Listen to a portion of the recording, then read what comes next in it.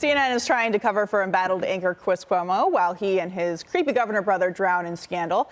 Chris is facing mounting criticism for refusing to cover the story, but he is getting some support from the liberal network's so-called media critic. This has been a conundrum for CNN that has no perfect answer, no perfect solution. Some think CNN made it worse by letting Chris interview his brother when COVID-19 was ravaging New York. But that was an unprecedented time period. And so is this one.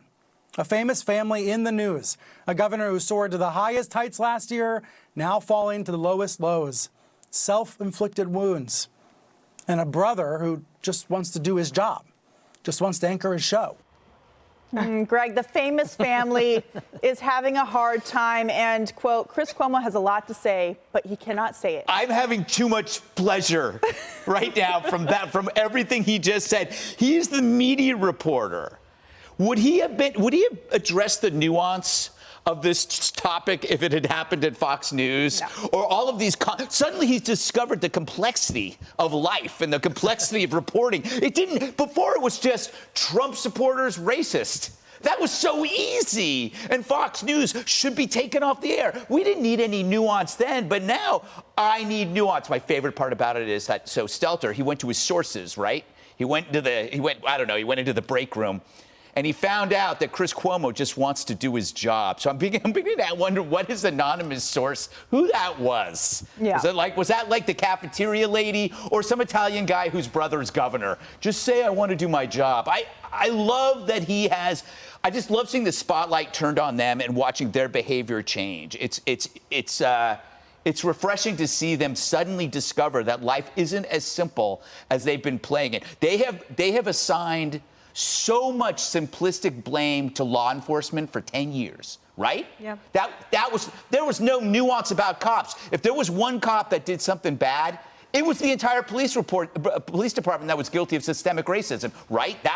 There was no nuance there. There was no nuance anytime like a Trump supporter posted a meme. Clearly that means all Trump supporters are racist. There was never any nuance. Now they figured it out. Good job. So, Will, CNN's trying to make this sound like there's a conflict with Chris Cuomo covering his brother, Andrew Cuomo. Convenient. But that's a very surface-level analysis or defense of the situation. This is actually about Chris Cuomo writing statements and emails that then the governor's office actually sent out almost verbatim on behalf of the governor during the scandal. So there are layers to this that they're not wanting to get into. First, even on the journalistic ethical level, that's a convenient position to take where you were perfectly fine covering him when he was being lauded and given Emmy Awards. But now that there's criticism, there could be some conflicts of interest here. But you're absolutely right, Katie. It doesn't stop there because Chris Cuomo is not just covering the story, he is part of the story, helping to craft the message for Governor Cuomo. You know, I look at this really quickly and I wonder, how does Governor Cuomo hold on? Right now, he's lost his political party. He's lost polling in the state of New York. He's lost every legislator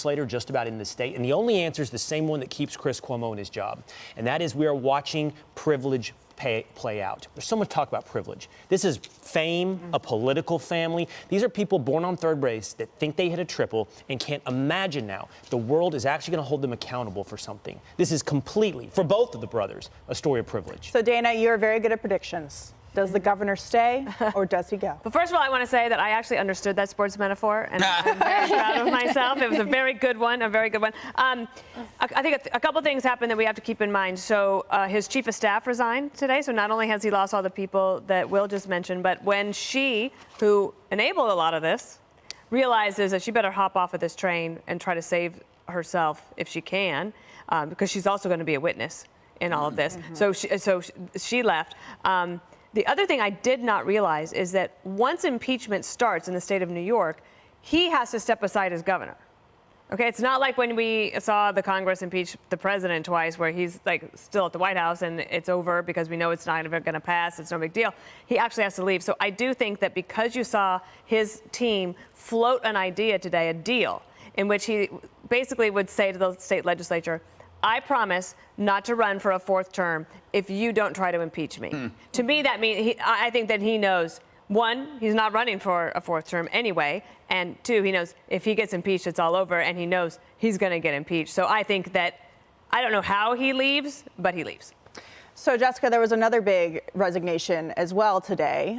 The leader of the Time's Up movement, which is supposed to be about defending women from sexual harassment and sexual assault at work, Roberta Kaplan, she actually was helping Governor Cuomo go after the women who were accusing him of doing all these things and corroborated in this report that we saw come out. So there's that layer of it, too, as well as this Time's Up Hollywood movement that was on the left that was supposed to be standing up for women. And the woman who was running the show was actually helping to smear the reputations of the women coming forward. Well, I think that this is really a continuation of the story that we've been seeing in the aftermath of the beginning of Time's Up, where people realized actually these stories are incredibly textured. And they're different in cases. Like, do you remember at the beginning that suddenly, like, Harvey Weinstein and Al Franken are the same person, which is, like, so unbelievably ludicrous. And I'm sure that Al Franken is still sitting there going, like, I cannot believe that I resigned, right, after what we have seen happen since there. So I think it was right for her to resign. And I do, as someone, well, the only member of the Liberal Party at the table, I can tell you that people who have the same politics of me have really shifted away from believing in organizations or supporting organizations to moving to case-by-case basis. This is what I think about this particular instance. And Greg and I were talking about this before we came out here. When the Governor Cuomo scandals shifted from the nursing homes to Me Too, that's when I said this is not going to end well for him, because I think that people were a lot more comfortable and felt like there was more fodder to go after him on this, where it seems, I mean, these are very real accusations, and Tish James, it did not make her happy, I'm sure, to have to release that report. There were like 11 plus women.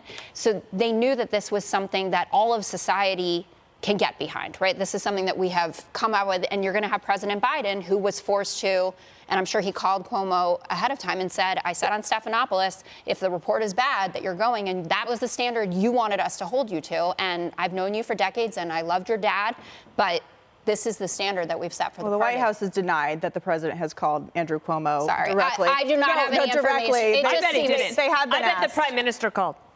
Ron Klain may have called. But the other thing on the nursing home issue is it wasn't just Andrew Cuomo. It was a number of Democratic governors who were also involved. But once again, in the nursing home thing. So nuance. It's easy to walk away from that. We now have nuance. Complexity. There was a Republican complexity. governor. I love nuance, though. I know, but before we didn't have any nuance. Now we have nuance. Lots of nuance. Hey, Sean Hannity here. Hey, click here to subscribe to Fox News YouTube page and catch our hottest interviews and most compelling analysis. You will not get it anywhere else.